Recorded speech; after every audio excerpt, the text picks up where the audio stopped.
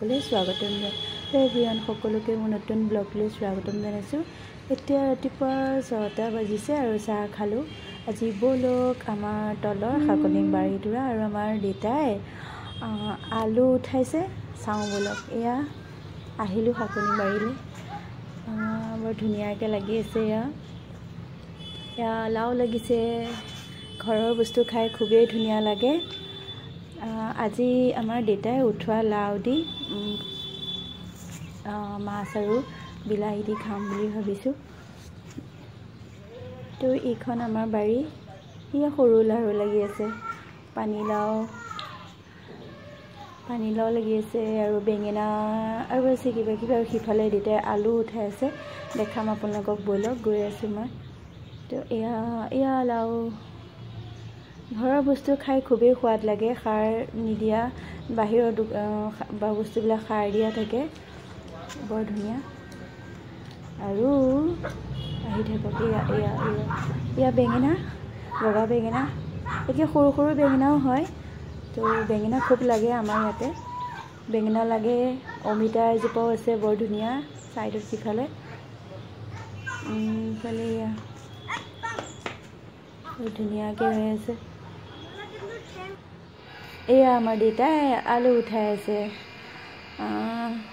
তো আজি ঘৰৰ আলুৰে মাছ দি পেলাই ধুনীয়াকৈ খাম। আৰু আমাৰ দেউতাই আলু উঠাই আছে। আমি দেউতাক পা বুলি মাতোঁ দেই, মৰমতে সকলোৱে। মই মনে মনে ভিডিঅ' বনাই আছোঁ, গম নাপায়। মনে মনে বনাই আছোঁ ভিডিঅ'।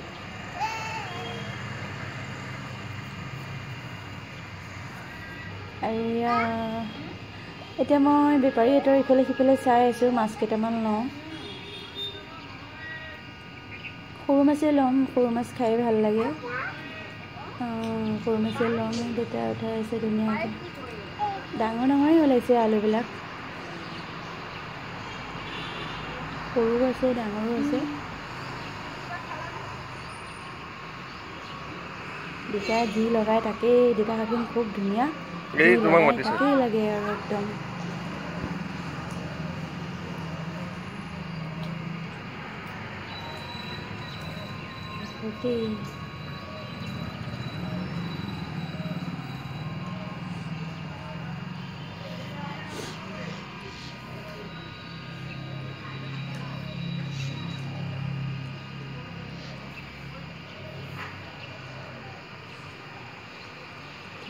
মই ওপৰলৈ গৈ পেলাই মাছ কেইটামানো ল'ম।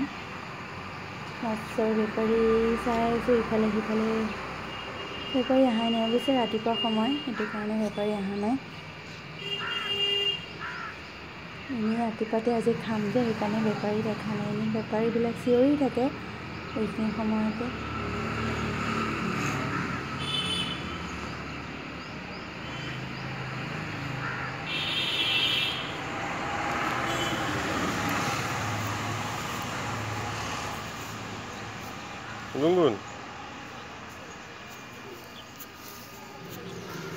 আৰু এতিয়া মই মাছ ল'লোঁ, সৰু মাছ। সৰু সৰু মাছ, এনেকুৱা মাছেদি খাম ধুনীয়াকৈ। মাছকেইটা ল'লোঁ। মাছকেইটা লৈ কিনে শাক কেইডালমানো উঠালোঁ ধুনীয়াকৈ। কণী বিলাহী বৰ ধুনীয়া, তলত একদম দেউতাই ৰোৱা, বৰ ধুনীয়াকৈ হৈছে। কণী বিলাহী শাকেদি মাছ নবনাম মই এতিয়া। আলু ঘৰৰে উঠাই অনা আলু, আলু বিলাহী বনাম। আৰু বন্ধাকবি কুটি লৈছোঁ মিহি মিহিকৈ, সেয়াৰে ভাজি কৰিম।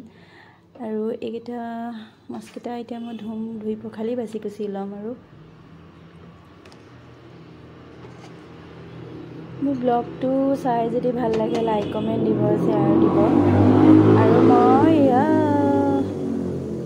মাছ ভাজিলোঁ, ভাজি কিনে বন্ধাকবি পাতকবি মটৰ দি ভাজিলোঁ। আৰু ইফালে মই আলু বিলাহী মাছ বনাই আছোঁ।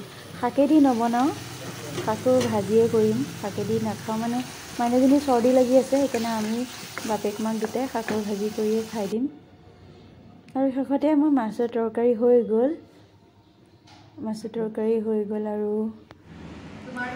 আৰু আমাৰ ঘৰত আজি আলহীও আহিলে। তো মই দেখালোঁ, আমাৰ পেহীহঁত হয়। এয়া মোৰ গুণ ব্যস্ত। আলহীক চাহ দিছোঁ খাবলৈ। পেহী ছোৱালী পৰীক্ষা দিবলৈ আহিছে, পেহীহঁত ঢিঙত থাকে ব্লগটো ইমানেই আছিলে